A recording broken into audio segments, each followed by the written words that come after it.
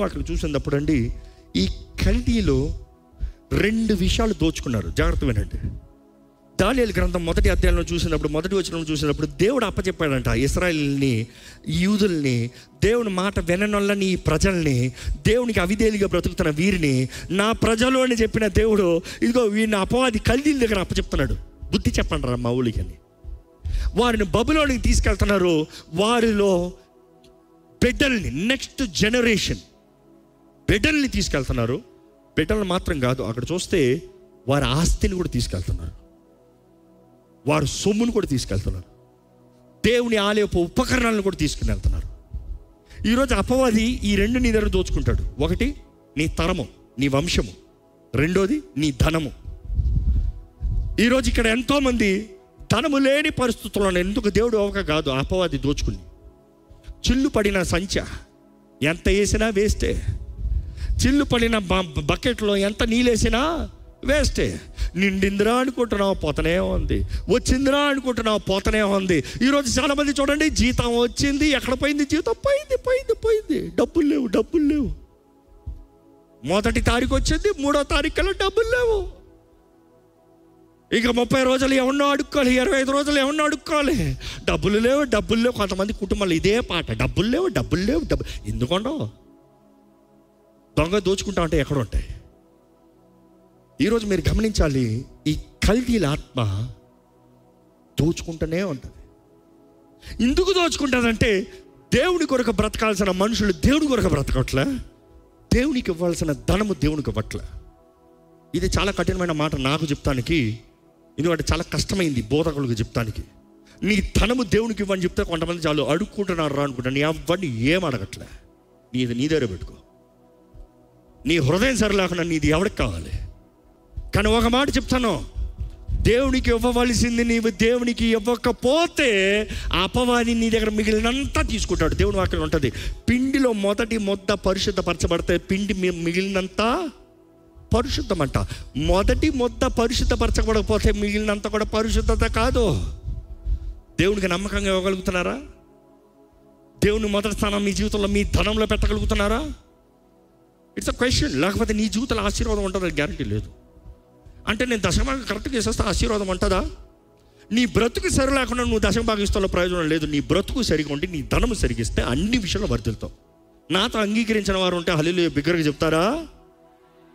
ఇక్కడ బైబిల్లో చూసినప్పుడు, ఈ కల్దీలు చూసినప్పుడు, ఈ కల్దీల ఆత్మ వీరు నెక్స్ట్ జనరేషన్ వారికి కలిగిన ధనం 2 తెచ్చుకుని వీరిని దానియేలు గ్రంథంలో చూసినప్పుడు వీరిని తీసుకెళ్ళి బబులోనికి తీసుకెళ్ళి ఈ యవన ప్రజలకి ఏం నేర్పించారంట?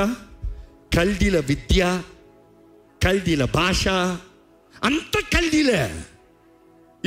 ఈరోజు బైబిల్లో కూడా చూడండి, దేవుని ప్రజల్ని లోకం మార్గంలో నడిపిస్తాం. ఈరోజు ప్రస్తుత దినంలో చూడండి, దేవుని ప్రజలు దేవుని వాక్యం తెలుసు అని అడగండి మీ బిడ్డల్ని. కనీసం 23వ కీర్తన చెప్పండి. ఎందుకంటే ఒకప్పుడు కనీసం ఒక బిడ్డకి సండే స్కూల్లో ఇంట్లో నేర్పించే 23వ కీర్తన చెప్పరా అంటే బెబ్బెబ్బెబ్బ అంటాడు. సినిమా మాట పాడరా, ఓ పాడతాడు. కల్దీల విద్య, కల్దీల భాష, బూతులు వస్తాయి, ఫుల్ వస్తుంది, లోక భాష వస్తుంది. ఈరోజు లోకం భాష, లోకపు పద్ధతులు, లోకపు స్వభావముతో క్రైస్తవ తరము, దేవుని తరము పోతుంది. మిమ్మల్ని అడుగుతున్నా, మీ కుటుంబాలు ఏం నేర్పిస్తున్నారు? మీ కుటుంబాన్ని దేనితో కడుతున్నారు? కుటుంబంలో దేవుని వాక్యము పునాది ఉందా? వాక్య నియమం ఉందా? బాలుడు నడవలసిన త్రోవ వాడికి నేర్పించి వాడు పెద్దవాడైనప్పుడు దాని నుండి తొలగిపోడు. వాక్యం నేర్పిస్తలే, వీడియోలు పెట్టి తినిపిస్తారు. ఏ వీడియోలు? పాటలు పెట్టా. కొంతమందికి వీళ్ళు ఫ్రీగా ఉంటే చాలు, ఏదో చూసుకురా, నువ్వు చూసుకో. చూసి ఈరోజు అపవాది దోచుకుంటున్నాడండి. ఈ కల్దీల ఆత్మ దోచుకుంటుందండి. నువ్వు అంటున్నావు నా బిడ్డ నాతో ఉన్నాడు, నాతో లేడు, ఎప్పుడో దూరం అయిపోయాడు అంటావు. ఈరోజు ఎంతమంది తల్లిదండ్రులు నా బిడ్డ ఎలాగున్నాడని చూస్తున్నారు. ఈరోజు తల్లిదండ్రుల భారం అంతా నా బిడ్డలకి ఏ బట్టలు కొనాలి, ఏ కాలేజీలో పెట్టాలి, ఏ స్కూల్లో పెట్టాలి, ఎంతంత ఫీజులు కట్టాలి, ఎంతంత డొనేషన్లు కట్టాలి, ఈ ప్లానింగ్ ఉంది. కానీ నా బిడ్డ బ్రతుకు ఎలాగుంది, ఆలోచిస్తున్నారా? ప్రార్థన చేస్తున్నారా? ప్రతి తండ్రి బిడ్డల కొరకు ప్రార్థన చేయాలంట. యోబు ఉదయకాలమే లేచి తన బిడ్డల కొరకు ప్రార్థన చేసి బలిచ్చేవాడంట. ఎందుకు? ఇదిగో అయ్యా, నా బిడ్డల జీవితంలో వారు ఎంతో ఆనందంతో ఉన్నారు, వారు ఎంతో స్వతంత్రతతో ఉన్నారు, ధనముతో ఉన్నారు, అవకాశాలతో ఉన్నారు. వారు ఏమైనా పాపం చేస్తున్నారేమో, వారు ఏమైనా పాపం చేశారేమో తాగి, లేకపోతే ఏదైనా చేసి. అందుకని ఈయన ప్రార్థన చేసి వారి కొరకు బలిచ్చేవాడు. దేవుని వాక్యలో చూసినప్పుడు అపవాది 3 రీతిలుగా దోచుకుంటాడు, 3 రకాలుగా దోచుకుంటాడు. మన మైండ్లో దోచుకుంటాడు మన సమాధానాన్ని, మన ఆత్మలో దోచుకుంటాడు దేవునితో మన సంబంధాన్ని, మన శరీరంలో దోచుకుంటాడు మనకున్న ఆరోగ్యాన్ని, ధనాన్ని. మీ జీవితంలో అడుగుతున్నాను, ఏంటి అపవాది దోచుకుంది? ఏంటి పోగొట్టుకున్నారు? ఈరోజు చాలామంది మనసులో నెమ్మది లేదు, చాలామందికి మనసులో నెమ్మది లేదు. ధనం ఉంది, నెమ్మది లేదు. కొంతమందికి నెమ్మది ఉంది, ఆరోగ్యం లేదు. కొంతమంది ఆరోగ్యం నెమ్మది ఉంది, దేవుడితో సహవాసం లేదు. ఈరోజు ఏంటి అపవాది మీ దగ్గర నుంచి దోచుకుంది? పరీక్షించుకోండి. రెండోదిగా వీరి దగ్గర చూసినప్పుడు వారు మొదటిగా దొంగలు, రెండోదిగా వీరు చూసినప్పుడు వీరు ఏ మాత్రం దయాదాక్షిణం లేని వారంట. హబక్కుకు 1, ఇందాక మనం చదివిన రీతిగా హబక్కుకు 1:7 నుండి 9 వరకు చదువుతామండి. వీళ్ళ బుద్ధి ఎలా ఉందో చూడండి. వారు ఘోరమైన భీకర జనముగా ఉన్నారు, ఘోరమైన భీకర జనముగా ఉన్నారు. వారు ప్రభుత్వపు విధులను తమ ఇచ్చకు వచ్చినట్లు ఏర్పరచుకుందురు. వారి గుర్రములు చిరుతపులుల కంటే వేగముగా పరుగులెత్తును. రాత్రి యందు తిరుగులాడు తోడేళ్ల కంటేను అవి చురుకైనవి. వారి రౌతులు దూరము నుండి వచ్చి తటాలున చొరబడుదురు. ఎరను పట్టుకొనుటకై పక్షిరాజు వడిగా వచ్చినట్లు వారును పరిగెత్తు వచ్చుదురు. వారు ఏ మాత్రమో దయాదాక్షిణం లేనివారు. మనం అనుకుంటాం, నేను ప్రార్థన చేయకపోతే అపవాది నా జోలికి రాడేమో, నేను దేవుని దగ్గరికి వెళ్ళకపోతే దేవాన్ని చాలామంది భయపడతారు. నేను ప్రార్థన ఎక్కువ చేస్తే శోధనలు ఎక్కువ వస్తాయి, నేను దేవునికి నమ్మకం జీవిస్తే సాతాను నన్ను టార్గెట్ చేస్తాడు. నాకు కూడా కొంతమంది చెప్తూ ఉంటారు, మీరు సేవ ఎక్కువ చూస్తే సాతాను ఎక్కువ టార్గెట్ చేస్తాడు. నువ్వు సేవ చేసినా చేయకపోయినా పిలవబడిన వాడు అనే వాడికి తెలిసిందా టార్గెట్ చేస్తాడు. క్రీస్తుని అంగీకరించిన ప్రతి ఒక్కరిని అపవాది టార్గెట్ చేస్తాడు, నాశనం చేస్తానికి. ఈరోజు ఎంతోమంది జీవితాల్లో నెమ్మది, విడుదల, ధైర్యము, సమాధానము లేని వారుగా ఉన్నారు. ఈరోజు ఇక్కడ ఉన్న మీరు మమ్మల్ని అడుగుతున్నా, మీ జీవితంలో దేవునికి సమర్పించుకున్న అపవాదిని పోరాడేవారు ఉన్నారా, లేకపోతే వారి బంధకాల్లో నాశనం అయ్యేవారు ఉన్నారా? ఓసారి హెజికేల్ గ్రంథం 22:27 చదువుదామా అండి. దానిలో అధిపతులను లాభము సంపాదించుటకై నరహత్య చేయుటలోను మనుషులను నశింప చేయుటలోను వేటను చీల్చు తోడేళ్ల వలె ఉన్నారు.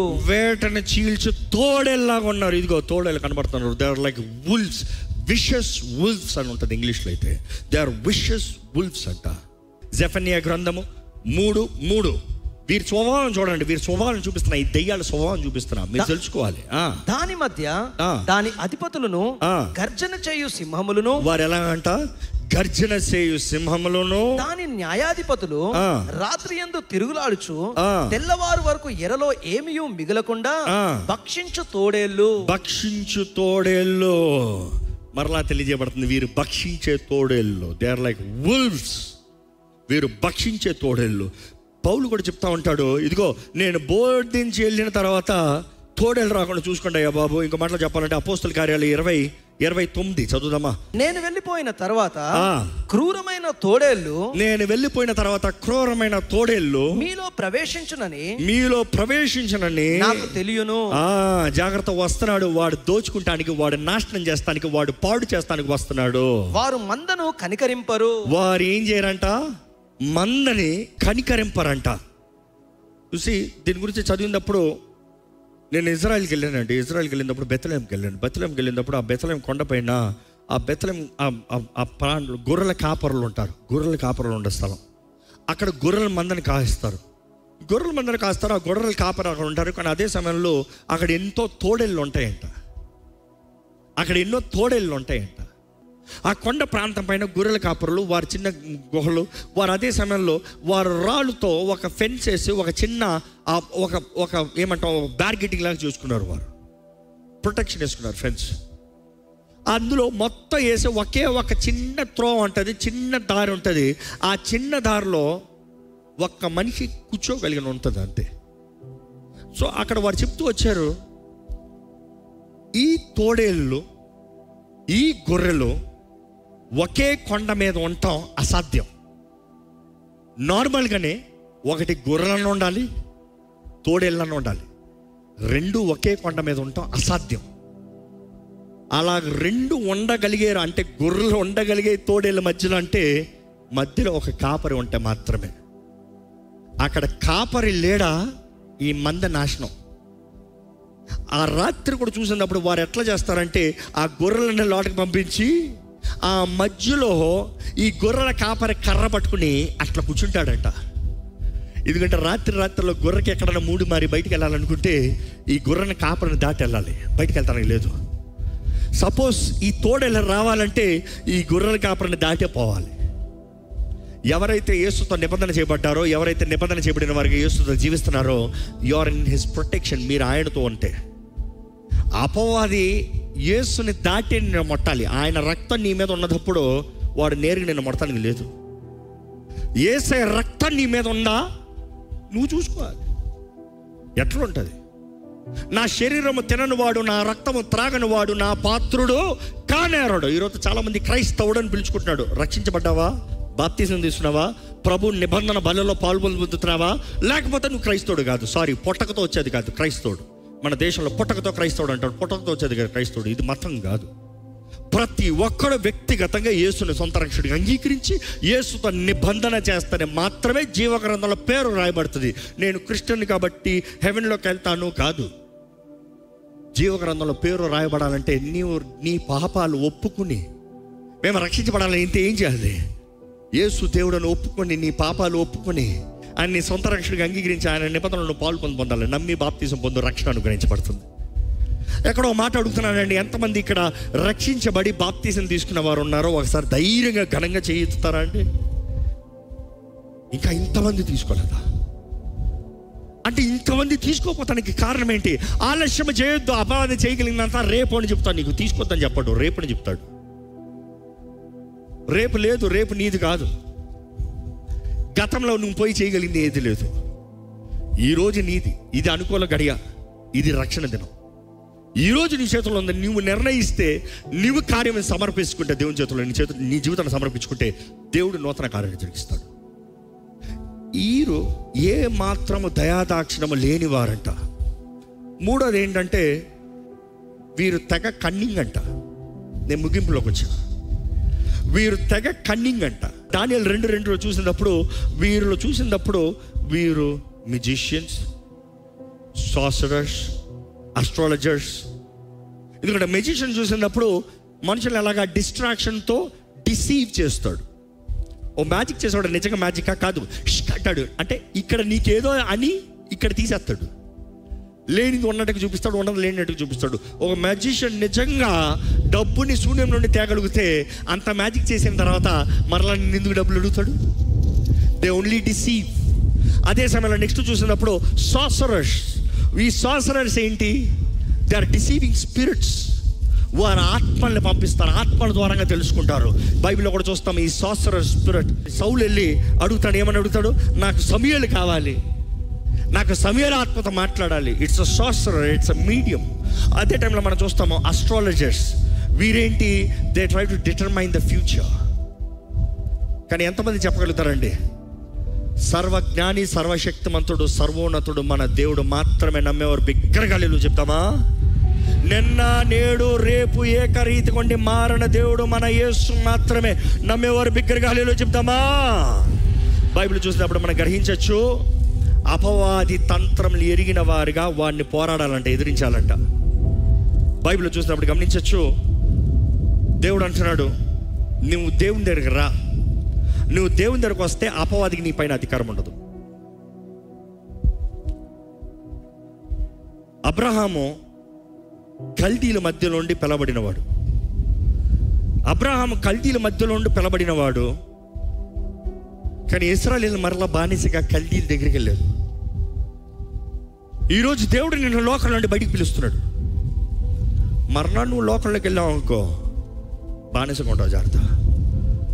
ఈరోజు నీ జీవితంలో విడుదల అవ్వాలని ఆశపడుతున్నాడు దేవుడు. ఈ దోచుకున్నవారు, ఈ కన్నింగ్ చూసి బైబిల్లో చూసినప్పుడు మనం గమనించవచ్చు, సరే, బైబిల్లో కాకుండా చరిత్రలో చెప్తాను. అసలు ఈ కల్దీలు ఎలాగ బబులోన్లోకి వచ్చారు?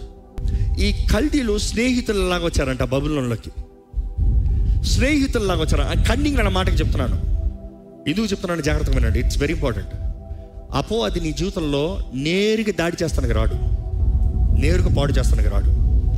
అపవాది నీ జీవితంలో స్నేహితుల్లాగా వస్తాడు. మిమ్మల్ని అడుగుతున్నా, మీ స్నేహితులు ఎవరు? మీ స్నేహితులు ఎవరు? మీ స్నేహితులు ఎవరో జాగ్రత్త పడండి. ఎందుకంటే వాడు స్నేహితులలాగా వస్తాడు. ఎందుకంటే మీరే చాలామంది మీ ప్రార్థనా భారంలో చెప్తారు, ఇదిగో నా స్నేహితుడు నమ్మి నేను డబ్బులు ఇచ్చాను, నాకు మోసం చేసిపోయాడు. స్నేహితుడన్ను నాకు ఇది పలానా అన్నాడు, నన్ను పాడు చేసిపోయాడు. స్నేహితుడని కల్దీల ఆత్మ జాగ్రత్త. స్నేహితుడిలాగా వస్తాడు. నీ పక్కనున్నా, నీతో ఉన్నా, నీకు సహాయం చేస్తానంటాడు. ఎందుకంటే ఈ కల్దీలు నేరుగా వచ్చి పోరాడారంట, వెనకాల నుండి వస్తారంట. వెనకాల నుండి వచ్చి వెనకాల నుండి ద్రోహం చేసేవారు. దే బ్యాక్ స్టాబర్స్, వెనకాల నుండి ద్రోహం చేసేవారు. ఈ కల్దీల ఆత్మ చూసినప్పుడు ద్రోహపరిచే ఆత్మ, ద్రోహం చేయబడిన వారు ఉన్నారా ఇక్కడ? ఇంకో కల్దీల ఆత్మ. బైబిల్ చూసినప్పుడు అండి, అపవాది ఏ రీతిగా దాడి చేస్తాడు, ఏ రీతిగా పాడు చేస్తాడు, ఇట్ ఈస్ వెరీ స్ట్రైట్. దేవునితో నీ సంబంధం, ఈరోజు నుండి దేవునితో నీ సంబంధం ఎలా ఉందో చూసుకోండి. వాక్యము, ప్రార్థన, మీ కుటుంబంలో ప్రార్థన, వ్యక్తిగతంగా ప్రార్థన. కుటుంబ ప్రార్థన వేరు, వ్యక్తిగత ప్రార్థన వేరు. కుటుంబం ప్రార్థన చేసినప్పుడు నా పేరు పెట్టబడిన నా ప్రజలు, ఇట్ ఈస్ ద కమ్యూనియన్. ఆ కమ్యూనిటీ కలిసిన కమ్యూనియన్ వచ్చినప్పుడు there is power, there is strength. కుటుంబ ప్రార్థన ఎంత అవసరం. అదే సమయంలో నీతో అపవాది ఎప్పుడు పాడు చేసేది వస్తున్నాను, ఐఎమ్ ఫినిషింగ్. దేవుడితో నీ సంబంధాన్ని పాడు చేస్తాడు. రెండోది నీతో నీ సంబంధాన్ని పాడు చేస్తాడు. ఫస్ట్ దేవుడితో నువ్వు ఎలా ఉన్నా చూసుకోవాలి. దేవుడు నువ్వు సరికొన్నావా? దేవుడు నువ్వు సరిలేకపోతే ఫస్ట్ దేవుడితో సమాధాన పడు. రెండోది నీతో నువ్వు ఎలా ఉన్నా చూడు. నీతో నువ్వు సరిలేకపోతే ఇతరులతో నువ్వు సరిగా ఉండలేవు. చాలామంది వారితో వారు సరిగా లేరు. వారిని వారు అసహించుకుంటూ అపరాధ భావంతో జీవిస్తూ, ఎప్పుడు చూసినా నాకు రాదు, నేను చేయలేను, నేను వేస్ట్, నేను పాపిని, నేను ద్రోహిని, నేను యేసు రక్తంలో కడగబడ్డావంటే ప్రతి పాపం కడగబడింది, నీతిమంతుడుగా మార్చబడుతున్నావు. నీతో నీవు సరిలేకుండా, నిన్ను నువ్వు క్షమించుకోకుండా, దేవుడికి క్షమించిన తర్వాత కూడా నిన్ను నువ్వు క్షమించుకోకపోతే వేస్ట్. నిన్ను నువ్వే చెరపట్టుకున్నట్టు, నిన్ను నువ్వే బంధించి పెట్టుకున్నట్టు. Better be right with you. బైబిల్లో చూసినప్పుడు పౌలు మనకు నేర్పిస్తాడు మైండ్ సెట్, ఒక క్రైస్తవుని మైండ్ సెట్. నన్ను బలపరచు క్రీస్తుని బట్టి నాకు సమస్తము సాధ్యము. ఇది మనం ఎప్పుడు బలపరిచే క్రీస్తుని హైలైట్ చేస్తాం. ఆగండి, క్రీస్తు అందరిని బలపరుస్తాడు, కానీ నువ్వు నమ్మగలుగుతున్నావా? నన్ను బలపరిచే క్రీస్తుని బట్టి నాకు సాధ్యమని నువ్వు చెప్పగలుగుతున్నావా? కొంతమంది అంటారు మీ అందరికి సాధ్యం, నాకు కాదులే. You got B right with your self. మీతో మీరు సరిగా ఉండాలి. మూడోది ఇతరులతో మీరు సరిగా ఉండాలి. ఇతరులతో మీరు సరిలేకపోతే దేవుని వాక్యం ఉంది కదా, మా అపరాధస్తుల్ని యేసుప్రభు నేర్పించిన ప్రార్థన, వండర్ఫుల్ ప్రేయర్. మా అపరాధస్తుల్ని మేము క్షమించిన ప్రకారము మా అపరాధము క్షమించు. అంటే నువ్వు క్షమిస్తేనే నీ క్షమాపణ. నువ్వు గ్రజ్జి పెట్టుకుంటావు, నీ నాశనానికి నువ్వు తెచ్చుకుంటున్నావు. అనుకుంటున్నాడు దేవుడు ఒక వ్యక్తిని క్షమించాడు, కానీ ఆ వ్యక్తి నీకు విరోధంగా చేసిన కానీ నువ్వు క్షమిస్తలేదు. దేవుడు క్షమించిన తర్వాత ఎవడన్నా పాపాన్ని బట్టి పెట్టుకోలేడా? Not possible. నువ్వు క్షమించకపోతే నువ్వు నాశనం అవుతున్నావు. అందుకనే ఒక వ్యక్తి చెప్తూ ఉంటాడు, నువ్వు విషం తాగి ఎదుటోడు చావాలనుకుంటావంట. అవుతుందా? నువ్వు విషం తాగి ఎదుటోడు చావాలంటే ఎట్లా అవుతుంది? నువ్వు విషం తాగితే నువ్వు చేస్తావు. క్షమించరాని మనస్సు విషము తాగిన మనస్సు, విషము తాగిన జీవితం. ఫర్గివ్నెస్ ఇస్ ద కీ, క్షమాపణ. సో ఇతరులతో ఎలా ఉన్నారో జాగ్రత్త పడాలి. నాలుగోది ఎట్లా ఉండాలంటే వస్తువులతో ఎలా ఉన్నావో చూసుకోండి. వస్తువులతో, ఆస్తితో, స్థానముతో, ధనముతో ఎలా ఉండాలో ఎలా ఉన్నావో చూసుకోవాలి. బైబిల్ చూసినప్పుడు అవాయిడ్ మెటీరియలిజం. ఈరోజు మనుషుడికి అంతా నాకు ఎంత ఉంది, నాకు ఏది ఉంది, నాకు ఇల్లు ఎంత ఉంది, నా ఆస్తి ఎంత ఉంది, నా బ్యాంక్ బ్యాలెన్స్ ఎంత ఉంది, నా ఉద్యోగం స్టాక్ మార్కెట్ ఎంత ఉంది, ఇదే మనుషుడి తత్వం అంట. బైబిల్లో యేసుప్రభు చెప్తా ఉంటాడు, ఒక ధనవంతుడు తన పంటలో లాభం అధికంగా వచ్చినప్పుడు అనుకున్నాడంట, కావాల్సినంత సమృద్ధి వచ్చింది కాబట్టి అధికంగా బాంచుకొట్టుకుని కూర్చిపెట్టుకుని తనతో తను చెప్పుకుంటున్నాడు, నా ప్రాణమా తినుము, త్రాగుము, సుఖించుము. నీకు కావాల్సిందంతా ఉంది, ఎంజాయ్ చేసుకో. దేవుడు జ్ఞాపకం రాలే. మెటీరియలిజం. చూసి ధనం ఉండకూడదని నేను చెప్పట్లే. ధనం ఇచ్చేది దేవుడు, ఒకరిని ధనవంతుడు చేసేది దేవుడు అంట.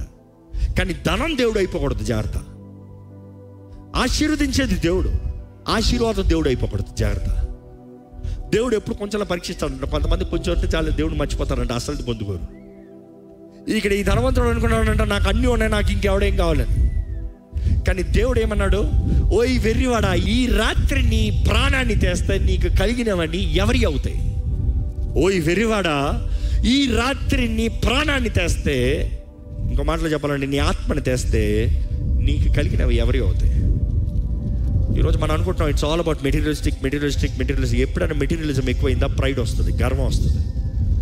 Be careful. ఈరోజు ఈ కల్దీల ఆత్మ మిమ్మల్ని పోరాడుతుందా, మిమ్మల్ని దోచుకుంటుందా, మీ జీవితంలో కార్యం జరిగిస్తుందా చూసుకోండి. కానీ ఈరోజు పునరుత్థానపు శక్తి, పరిశుద్ధాత్మ శక్తి ద్వారంగా దేవుడు మన జీవితంలో కార్యం జరిగించి మనకు విడుదలను వాళ్ళని ఆశపడుతున్నాడు. దయచేసి స్థలంలో వంచండి, ప్రార్థన చేద్దాం. ప్రార్థన చేసేటప్పుడు ఇదిగో నిజముగా మీ జీవితంలో దోచుకోబడిన స్థితి ఉందా, పోరాడుతున్న స్థితి ఉందా, కాపరి దగ్గరికి రండి. నీ కాపరి మంచి కాపరి, నీ కాపరి నిన్ను విడువని కాపరి, నీ కాపరి నిన్ను బలపరిచే కాపరి, నీ కాపరి నీ జీవితంలో మేలు చేసే కాపరి, నీ కాపరి నీకు జయాన్నిచ్చే కాపరి, నీ కాపరి నీ పక్షాన పోరాడే కాపరి. నేను ఈ విషయంలో ఏమాత్రం కాంప్రమైజ్ అవ్వడు దేవుడు. He's for you. నీ పక్షాన ఉండేవాడు, నీ కొరకు ఉండేవాడు, నీకు జయాన్ని ఇచ్చేవాడు. చెప్పండి, ప్రభా నీ రెక్కల చాటులో నన్ను దాచుంచయ్యా, నీ నీడలో నన్ను ఉంచు ప్రభా, నీ సాక్షిగా నన్ను నిలబెట్టు ప్రభా, నీ సొత్తుగా నేను బ్రతుకుతానయ్యా, నేను నీ వాడుని, నీ దానిని. చెప్పండి, దేవుడితో చెప్పండి, ఐఎమ్ యోర్స్ లార్డ్. దేవుని వాక్యంలో తెలియజేయబడుతుందండి, లోక స్నేహము దేవునితో వైరము. లోకం కాదు, దేవునితో. చెప్పండి, దేవా నాకు నువ్వు కావాలయ్యా, నీ స్నేహం కావాలయ్యా, నీ సహవాసం కావాలి ప్రభా, నీతోనే నేను బ్రతుకుతాను, నీ రాజ్యం కొరకు నేను బ్రతుకుతాను రాజా. చెప్పండి, ధైర్యంగా చెప్పండి. ఈ సమయంలో ప్రార్థన చేసేటప్పుడు ప్రతి ఒక్కరు ప్రార్థనలు ఏకమిద్దామా? ప్రతి ఒక్కరు ప్రార్థనలు ఏకమిస్తూ ఎక్కడ దేవుని చేతుల్లో ఆయన సహాయాన్ని వేడుకుంటూ, ఆయన శక్తిని వేడుకుంటూ ప్రభు కార్యములు జరిగినట్లుగా వేడుకోదామా? ఈ సమయంలో ప్రార్థనలు అందరూ ఏకీవించాలి. పరిశుద్ధ ఇదిగోనయ్యా, నీ సన్నిధిలోకి వస్తున్నామయ్యా, నీ పాదాల దగ్గరకు వస్తున్నానయ్యా, నీ ఆత్మకార్యము జరగాలని వేడుకుంటున్నానయ్యా.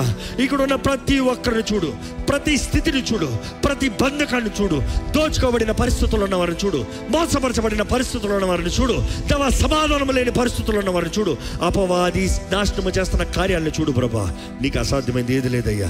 ప్రతి స్థితిగతులను మార్చగలిగిన దేవుడు నీవే, ప్రతి జీవితాన్ని చూచుతున్న దేవుడు నీవే, ప్రతి కుటుంబాన్ని కట్టే దేవుడు నీవే. యెహోవా ఇల్లు కట్టించిన ఎడల కట్టువాడి ప్రయాస వ్యర్థమని నీ వాక్యాలు తెలియజేసావు ప్రభా. దేవా ఇదిగోనయ్యా, నీవు కార్యము జరిగించు ప్రభా. ఇదిగోనయ్యా, జ్ఞానవంతురాలు ఇల్లు కడతానన్నావు. ఇక్కడ ఉన్న ప్రతి భార్యకి కావాల్సిన జ్ఞానంను దయచేయి, ప్రతి స్త్రీకి కావాల్సిన జ్ఞానంను దయచేయి దేవా. ప్రతి పురుషుడు క్రీస్తు సంఘాన్ని ప్రేమించువారుగా అయ్యా, తన రక్తముతో కడిగి అయ్యా మలుచుకున్న రీతిగా, పరిశుద్ధపరచుకున్న రీతిగా దేవా, ప్రతి భర్త ప్రేమతో క్షమాపణతో మలిచే అయ్యా, కట్టే బాగు చేసే వ్యక్తి కొట్టడానికి సాయం చేయ ప్రభా.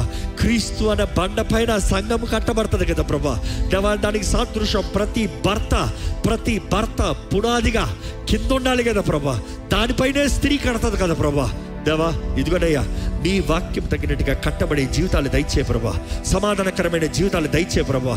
దేవా, ఇక్కడ ఉన్న ప్రతి ఒక్కరి జీవితంలో విడుదల దయచే ప్రభా, జయము దయచేయ్యా. దేవా, ఏ కుటుంబంలో అయితే విఫలమైన పరిస్థితులు ఉన్నాయో చూడు ప్రభా, చూడయ్యా.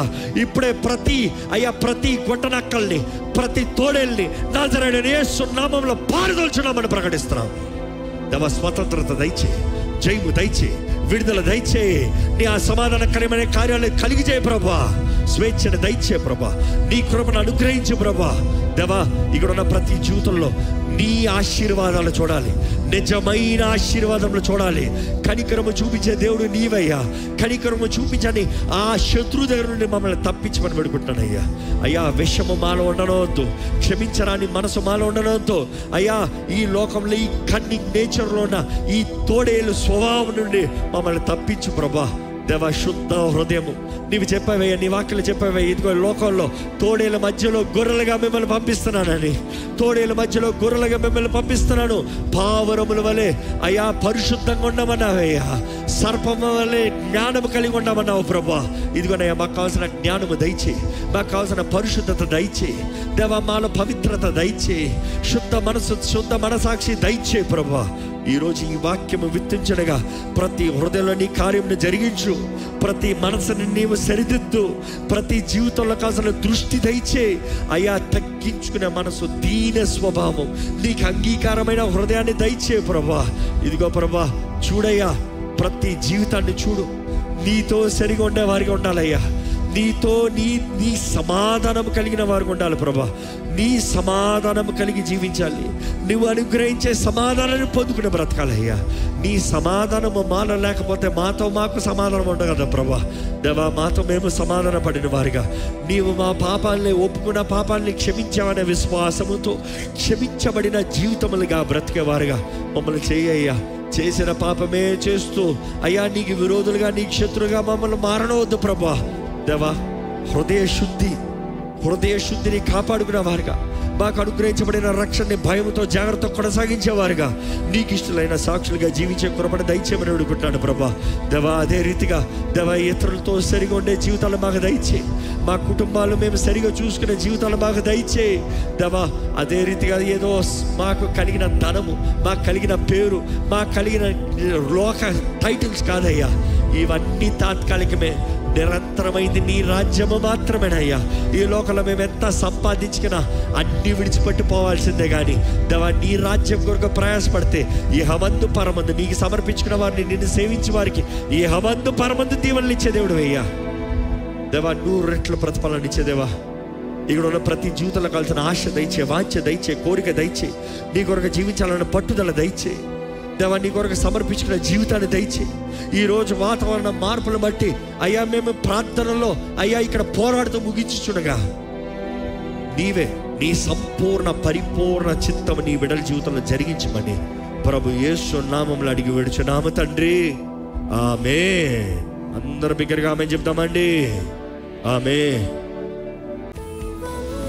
దైవం